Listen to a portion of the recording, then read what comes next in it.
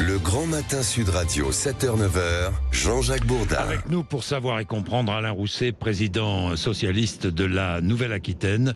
Alain Rousset, bonjour. Bonjour. Merci d'être avec nous. LGV Sud-Ouest. Alors, LGV Sud-Ouest, un chantier qui doit coûter 14 milliards d'euros, financé par l'État, les collectivités locales et l'Union européenne. Ce projet prévoit de relier Paris à Toulouse via Bordeaux en 3h10 contre 4h23 actuellement, grâce à une vitesse commerciale, celle des TGV classiques comme sur la ligne Bordeaux-Paris. Un embranchement en traversant en diagonale la forêt des Landes doit aussi desservir l'axe entre Bordeaux et Dax. Et à long terme, création de liaisons directes à grande vitesse avec l'Espagne et le Portugal.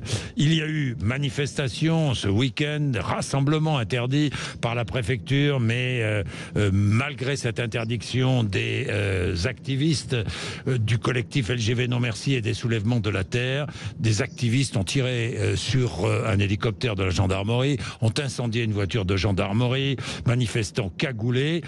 Alain Rousset, vous défendez ce projet.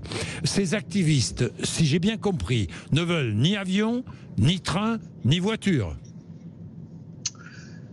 C'est une forme de résumé, mais je me garderai bien de caricaturer. Il y a une incompréhension de ma part à l'égard d'un mouvement qui sera peut-être le plus bel investissement de la France pour la décarbonation, pour l'environnement et pour l'écologie. Vous savez, nous avons 10 000 camions par jour qui remontent d'Espagne. 10 000 et des dizaines de milliers de voitures. Quand j'ai fait travailler plus de 400 scientifiques sur le réchauffement climatique, ses causes et ses conséquences, une carte a été fournie qui montre que c'est la partie la plus polluée de Nouvelle-Aquitaine, cette ex-Nationale 10. Or, il y a aujourd'hui 47 000 morts en France liés à la pollution de l'air. Et puis, il y a une appétence pour le train. Voilà, dans les TER. Et puis, n'oublions pas qu'il y a une chose aussi, nous ne sommes pas capables aujourd'hui de faire rentrer un TER supplémentaire dans la gare de Bordeaux.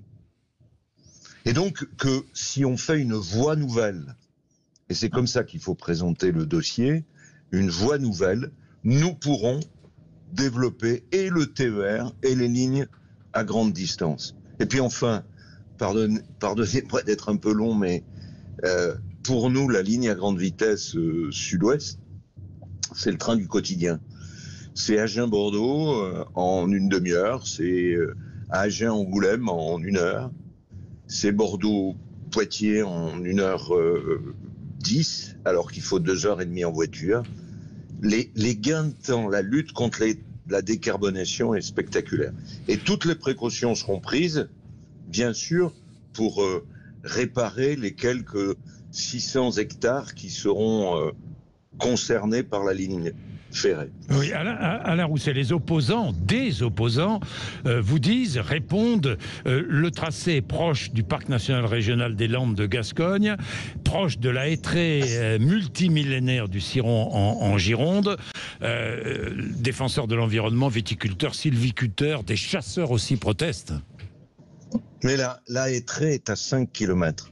On a même accusé à un moment donné la voie ferrée d'empêcher la brume du Ciron, oui, qui bloquerait le botrytis pour le vin de Sauternes. Tout ça est complètement faux. Bien sûr, il faut trouver une forme de compromis, mais je n'arrive pas à comprendre qu'on se dise écologiste et qu'on lutte contre le train.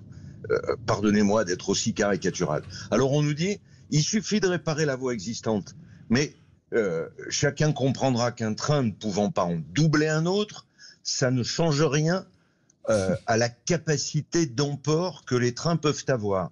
Et on aura toujours les 10 000 camions par jour qui polluent la traversée de notre région. Enfin bon sang, c'est assez simple de voir qu'à un moment donné, il y a pour la décarbonation, pour l'écologie, pour l'environnement, un compromis, un petit compromis à faire qui n'entravera pas le cours du Ciron, la hêtraie, le botrytis sur les vignes de Sauternes.